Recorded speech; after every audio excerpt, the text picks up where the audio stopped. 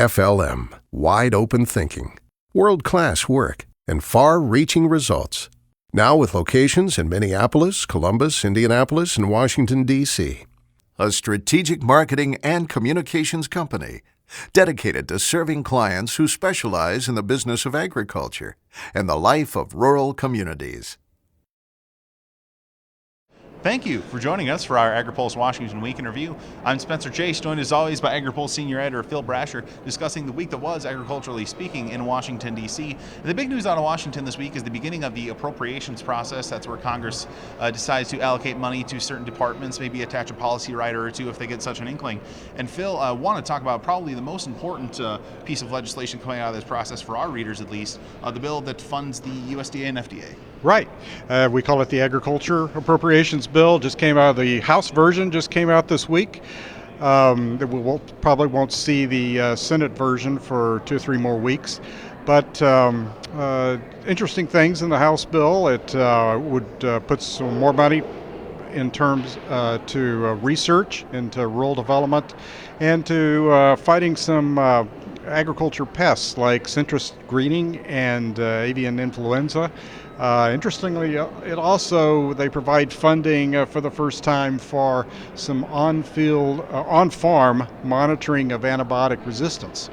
It's a priority for the FDA, USDA, and the Obama administration. Another very interesting thing in the bill is that it would provide $3 million to the FDA to educate consumers and to promote acceptance, actually, of biotechnology, biotech. I think we're going to see a lot of opposition to that in the Senate and certainly among Democrats, so it has a long way to go. But obviously a lot of concern in agriculture and in the biotech industry as these companies, food companies, start to label their products to comply with the state labeling law that takes effect in Vermont this summer. And really, the Agriculture Appropriations Bill isn't the only one that's going to have an impact on things that our readers are concerned about. Also want to mention briefly, just the Army Corps of Engineers falls under the Energy and Water side of appropriations, and that yesterday was marked up in both the House and the Senate in a difference of about an hour. Those two committees met. But in the House side, they received full funding for the Army Corps, above and beyond what the administration had originally appropriated, and I think that was the lowest amount since '06 that they had actually received. And both House and Senate Republicans and many Democrats, quite frankly, were not in favor of that funding level. So boosted that up to either $6 billion or 6.1, depending on which chamber you're looking at right now. Also on the House side, there were some policy riders on the Energy and Water Appropriations Bill dealing with things like waters of the U.S. and the California drought. On the Senate side, the people in charge of that committee said that there were no policy riders on their bill, but as a committee staffer told me afterwards, rider is kind of in the eye of the beholder here. Yeah, there's an effort last year and again this year to keep the Energy and Water bill in particular free of a lot of controversial stuff. I think we'll see some of those things reappear on the interior, what we call the Interior Environment Bill, which is the one that funds EPA, the Fish and Wildlife Service, and some other agencies, Forest Service actually, and that's always full of very controversial riders. And let's shift gears a little bit here and talk, shifting gears from spending money to looking at regulating money. As over in the Senate, there was a markup today. I say today, we're recording this on a Thursday afternoon, but a markup today in the Senate Agriculture Committee on a CFTC bill. And Phil, we've seen action from the House on this earlier in this 114th Congress, but it doesn't appear that the current iteration of the Senate legislation is really going anywhere. Right. Republicans have been working for several years now to try to roll back or give some relief to various folks in the grain industry and energy business and in other sectors from the Dodd-Frank regulations that were imposed in the wake of the 2008 financial crisis. The House passed with very little Democratic support, passed a bill last year that did a number of things. One of the most controversial is it would require the CFTC to do a cost-benefit analysis anytime it issues new regulations. The Senate Agriculture Chairman Pat Roberts dropped that provision, to try to get some Democratic support.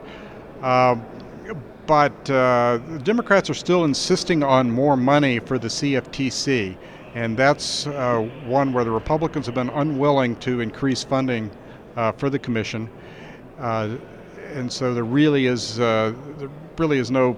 doesn't appear to be any area for compromise right now.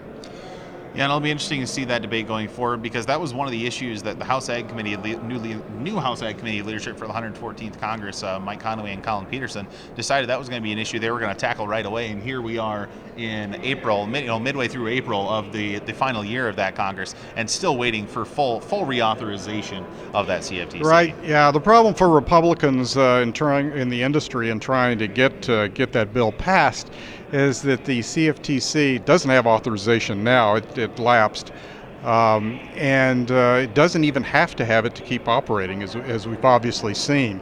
So all the leverage is for this is on the side of the Democrats now, and Debbie Stabenow, who's the ranking Democrat on the Senate Agriculture Committee. If they do nothing, then the CFTC goes forward. It can continue its rulemaking, and so if you're in the grain industry and the energy industry and you want to see some changes in those rules, or I think one of the most important ones right now is an exemption that for anticipatory hedging from a speculative position limits that the commission is setting. And it looks like for the foreseeable future, the companies are going to have to keep working on the CFTC to give them the exemption that they want. I think that's going to do it for this week of the Agri-Pulse Washington Week in Review. We certainly appreciate you stopping by and letting us know what you're interested in, and we certainly use that information when Phil and I are talking before we press record on these videos. So it's always good to hear from our readers and our viewers and get some feedback in that regard. For Phil Brasher, I'm Spencer Chase. Have a good one.